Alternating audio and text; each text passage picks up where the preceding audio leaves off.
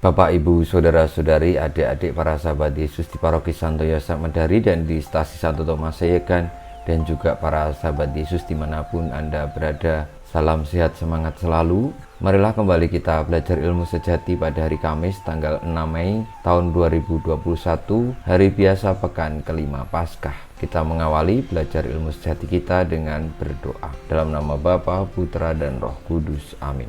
Allah Bapa pembebas umat, kami telah Kau bebaskan dari kejahatan dan Kau selamatkan dari kebinasaan berkat iman kami. Bantulah kami dengan rahmat-Mu supaya tetap bertekun dalam iman dengan pengantaran Yesus Kristus Tuhan kami, yang bersama dengan Dikau dalam persatuan Roh Kudus hidup dan berkuasa Allah sepanjang segala masa. Amin.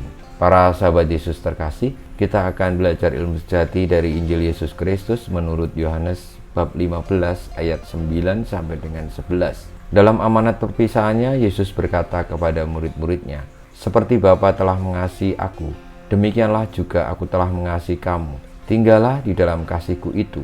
Jikalau kamu menuruti perintah-Ku, kamu akan tinggal di dalam kasih-Ku, seperti aku menuruti perintah Bapa-Ku dan tinggal di dalam kasih-Nya. Semuanya ini Kukatakan kepadamu, supaya sukacitaku ada di dalam kamu dan sukacitamu menjadi penuh." Demikianlah Injil Tuhan kita.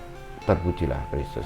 Bapak, Ibu, Saudara-saudari, para sahabat Yesus terkasih, dalam amanat perpisahannya kepada para murid, Tuhan Yesus bersabda bahwa Ia mengasihi para murid seperti Bapa mengasihi dirinya.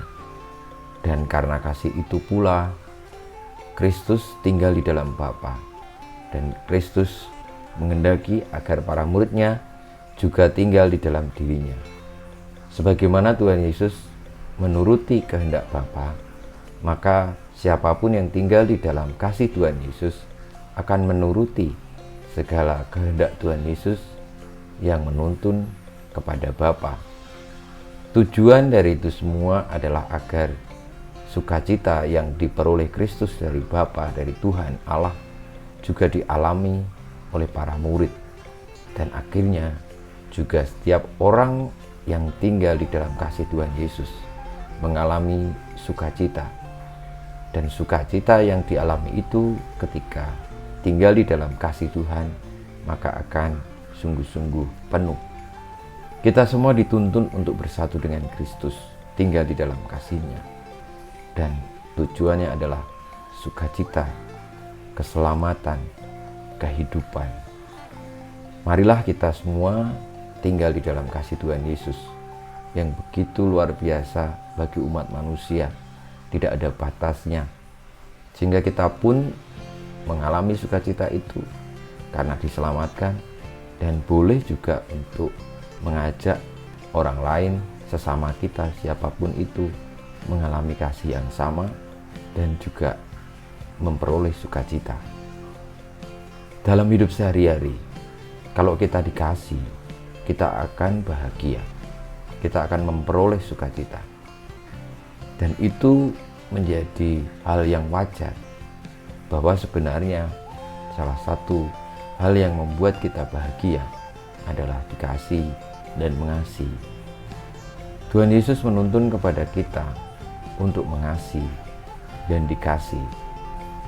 Dengan demikian, ketika hidup kita dipenuhi oleh kasih, apapun yang kita alami, kita hadapi, dalam peristiwa apapun, kita tetap akan bisa menemukan, mengalami sukacita yang sesungguhnya.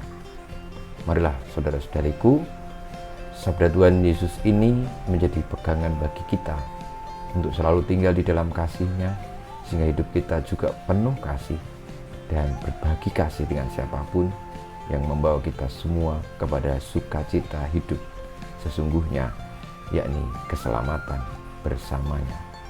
Kemuliaan kepada Bapa dan Putra dan Roh Kudus, seperti pada permulaan, sekarang, selalu, dan sepanjang segala abad. Amin. Ya Yesus, jadikanlah hati kami seperti hati-Mu. Tuhan bersamamu dan bersama Roh-Mu, kita semua, hidup kita, perjuangan kita untuk menerima kasih Kristus dan bersatu di dalam kasih-Nya, tinggal di dalam kasih-Nya, senantiasa dibimbing, dilindungi, diberkati Allah yang Maha Kuasa, Bapa dan Putra dan Roh Kudus. Amin.